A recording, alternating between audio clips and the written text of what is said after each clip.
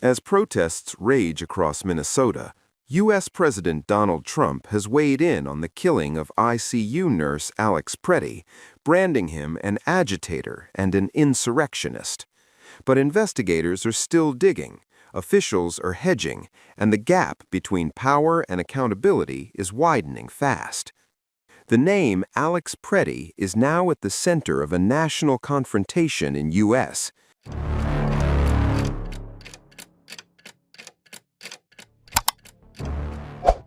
La position de la présidence face à la mort d'un manifestant armé a relancé le débat sur les limites institutionnelles de l'usage de la force par les agents fédéraux.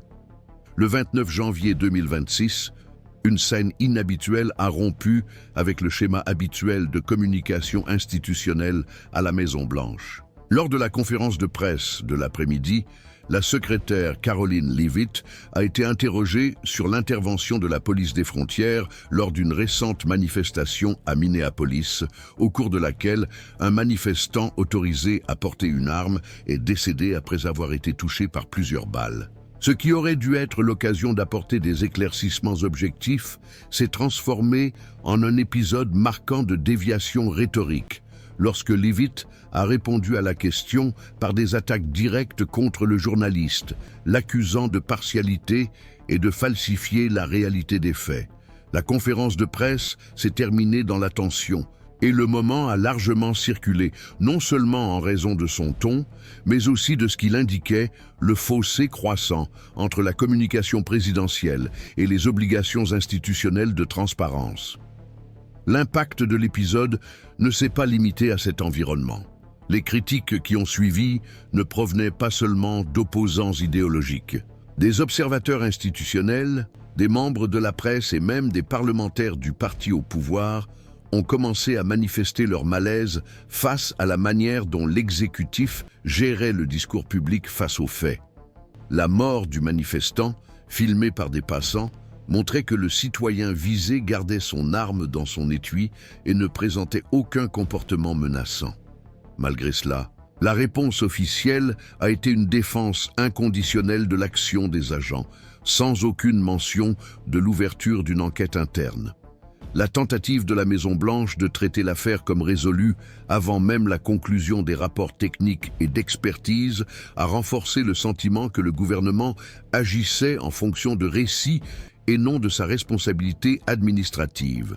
La situation a pris une autre dimension lorsque, le même jour, des images de sacs jetés par une fenêtre de l'aile résidentielle de la Maison-Blanche ont commencé à circuler en ligne. La vidéo, filmée depuis l'extérieur, montrait de gros volumes jetés de manière inhabituelle. La justification officielle, donnée quelques heures plus tard, était celle d'un entretien du bâtiment. Cependant, le lendemain, lors d'une interview, le président a donné une explication différente, affirmant qu'il s'agissait de l'élimination d'anciens objets personnels. La divergence entre les deux versions a déclenché une alerte au sein et à l'extérieur du gouvernement. Le porte-parole du service de l'administration interne de la Maison-Blanche, qui intervient généralement dans les situations nécessitant des éclaircissements logistiques, n'a pas été autorisé à commenter l'affaire. L'absence de coordination interne entre les agences techniques a amplifié les spéculations, mais a également révélé une fragilité dans les flux d'informations institutionnelles. Par la suite, l'épisode a fait la une des principaux journaux télévisés et programmes d'analyse. L'un des moments les plus marquants s'est produit sur une chaîne nationale, lorsqu'un présentateur satirique bien connu a consacré une partie de son monologue à la manière dont la présidence traitait les affaires graves, avec dédain et ironie. L'humour a servi de miroir à l'incongruité perçue par une partie importante de la population. La critique ne visait pas seulement le contenu des déclarations officielles, mais aussi l'esthétique du pouvoir adopté par la Maison-Blanche, qui combinait désinformation et théâtralité. Il ne s'agissait pas seulement de ce qui était dit, mais aussi de la manière dont cela était dit et de ce qui n'était pas dit. Cette combinaison de facteurs a produit un effet inattendu. Des secteurs traditionnellement alignés sur le président, tels que les organisations d'anciens combattants et les entités pro-deuxième amendement, ont commencé à publier des communiqués appelant à la prudence et à l'enquête. Le changement de ton était subtil, mais significatif. Au lieu d'un alignement automatique, des appels à une plus grande prudence institutionnelle ont été lancés. Ce geste est venu d'un sénateur du parti au pouvoir qui, dans une interview accordée à la presse locale, a déclaré que « aucune autorité, aussi élevée soit-elle, n'est exemptée de rendre des comptes lorsque la vie d'un citoyen est perdue sous la garde de l'État ». Ce type de revirement se produit rarement sans raison. Dans les coulisses du Congrès, des parlementaires ont rapporté que les divergences entre les versions concernant le rejet des sacs à la Casa Branca et la conduite de la porte-parole lors des conférences de presse étaient suivies avec une inquiétude croissante. Le doute qui s'imposait ne portait pas seulement sur la véracité des faits, mais aussi sur la stabilité des mécanismes de gouvernance interne. Lorsque même les informations logistiques de base ne suivent pas un modèle cohérent, le système dans son ensemble est en état d'alerte. Dans le même temps, des personnalités proches du cercle présidentiel ont intensifié leurs efforts pour discréditer les voix critiques. Les journalistes ont été qualifiés de militants, les universitaires d'ignorants, et toute divergence a été traitée comme du sabotage. Le remplacement de l'écoute institutionnelle par la réaction émotionnelle est devenu une caractéristique récurrente. La tension entre ce que l'on attendait d'un gouvernement en exercice, sobriété, modération et réactivité, et ce qui était livré, fragmentation narrative et personnalisme rhétorique, a cessé d'être un problème d'image pour devenir un risque de corrosion institutionnelle. C'est sur ce point que convergent l'épisode de la conférence de presse, les vidéos de la résidence et les attaques publiques contre les communicateurs. Ils ne sont pas isolés. Ils font partie d'un même mouvement de déplacement des canaux formels de reddition de comptes vers un terrain où le contrôle du récit semble plus important que l'accomplissement des devoirs publics. Et lorsque ce déplacement s'accentue, le système doit réagir non seulement par des critiques, mais aussi par des mécanismes de contention et de rétablissement de l'ordre. C'est pourquoi nous continuons à suivre chacun de ces mouvements. Il ne s'agit pas de spéculer sur les intentions, mais d'enregistrer les tendances. Et lorsque les tendances changent, comme c'est le cas actuellement, le journalisme engagé dans le suivi institutionnel doit être présent. Si vous appréciez ce type d'analyse, cet espace restera attentif au développement. À partir de là, différentes institutions ont interprété cette situation comme un signe de dérive dans le fonctionnement de l'exécutif. Ce qui semblait au départ être un dérapage rhétorique isolé, une réponse déplacée lors d'une conférence de presse, a commencé à s'inscrire dans un schéma plus large de réorganisation des canaux d'autorité et de désarticulation des protocoles traditionnels de responsabilisation.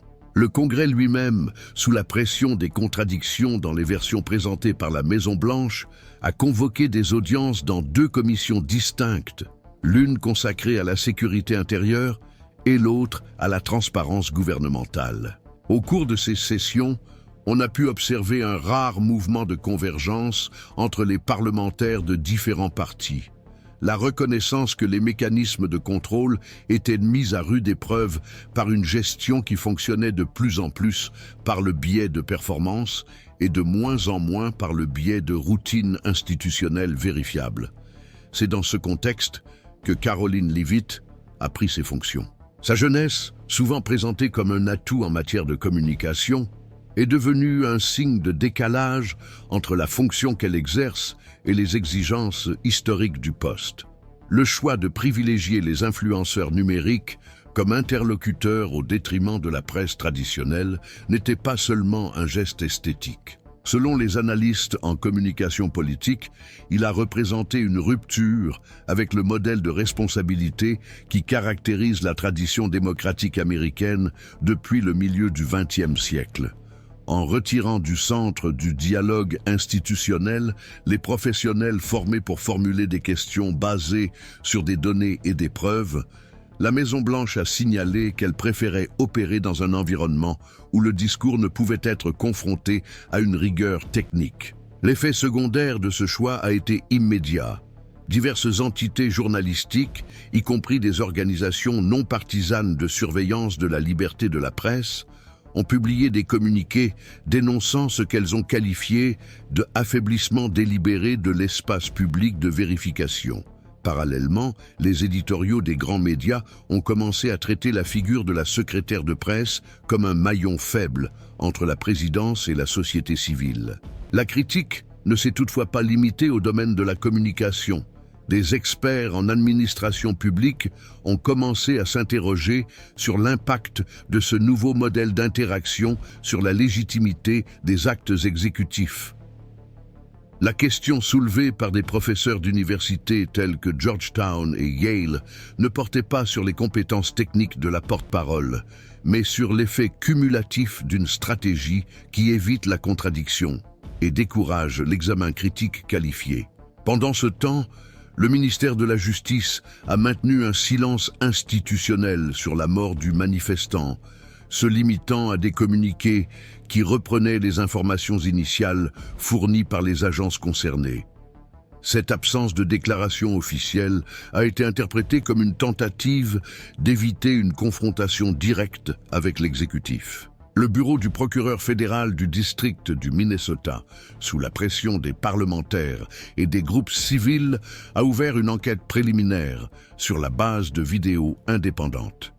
Bien que l'initiative soit venue du niveau local, la possibilité que l'affaire évolue vers un procès fédéral est envisagée par les juristes qui suivent la procédure. Une éventuelle mise en accusation des agents ou de leurs supérieurs directs pourrait contraindre le ministère de la Justice à se prononcer, rompant ainsi avec la ligne de conduite actuelle. Au cours de la même période, des organisations traditionnellement alignées sur l'exécutif ont commencé à s'éloigner progressivement du discours officiel. La National Rifle Association, qui a maintenu un soutien ferme à l'administration ces dernières années, a publié une déclaration inhabituellement prudente, affirmant que le port légal d'armes doit être respecté même dans des situations de manifestation pacifique.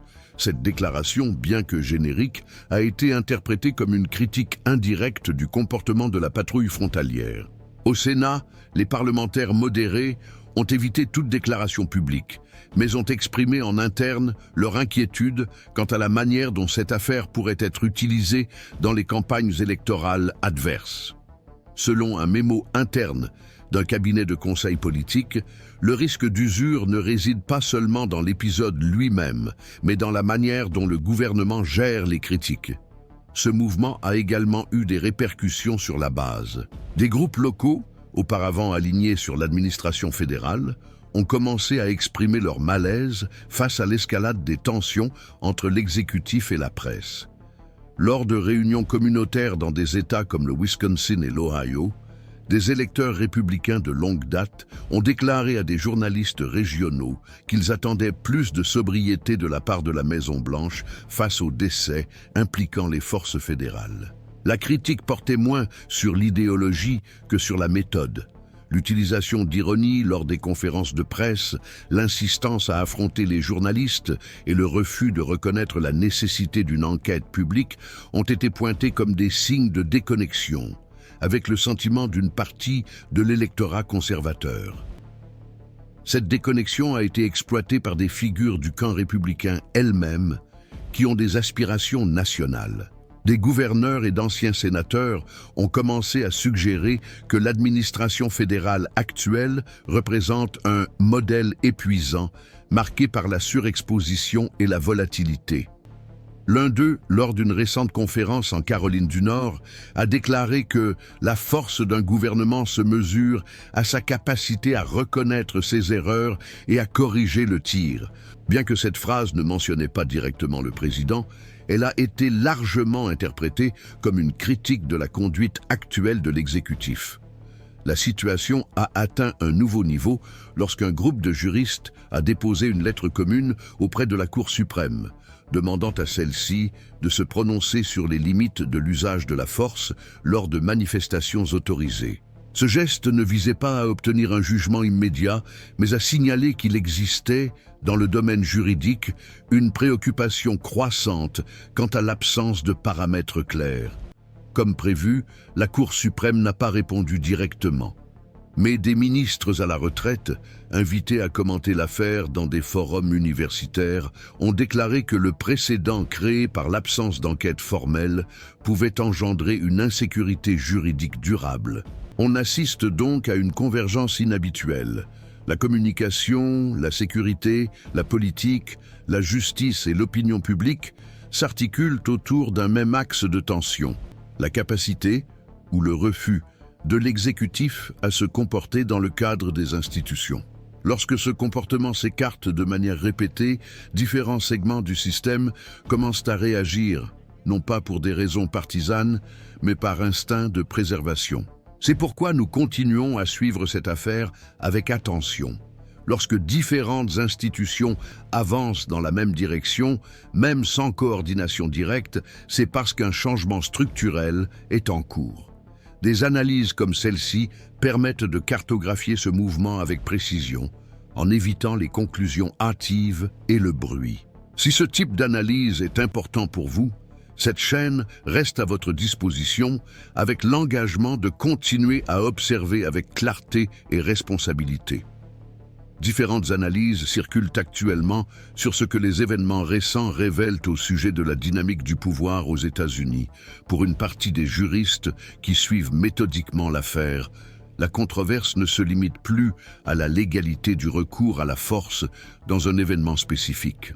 Le point le plus préoccupant est désormais la manière dont les procédures d'enquête classiques ont été progressivement affaiblies, laissant place à une logique discursive qui privilégie l'alignement politique plutôt que la responsabilité institutionnelle. La position répétée de la présidence consistant à relativiser la gravité des événements, combinée à l'effort visant à présenter les communicateurs critiques comme des adversaires, est interprété par ce groupe comme un éloignement significatif des fondements républicains traditionnels.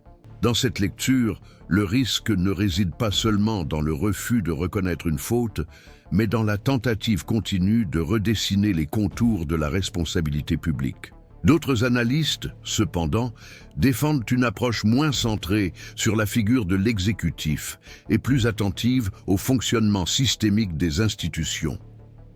Pour ces observateurs, cet épisode met en évidence la difficulté structurelle de l'appareil étatique à répondre à un modèle de présidentialisme qui ne s'organise pas autour de décisions formelles isolées, mais d'une présence discursive constante. Les chercheurs qui étudient la relation entre le pouvoir et le langage soutiennent que ce modèle modifie profondément la fonction traditionnelle de la communication gouvernementale. L'État agit désormais moins comme émetteur de directives et davantage comme pôle permanent de disputes narratives. Dans ce contexte, la secrétaire de presse cesse de jouer un rôle purement technique et assume la fonction de médiatrice symbolique de la figure présidentielle.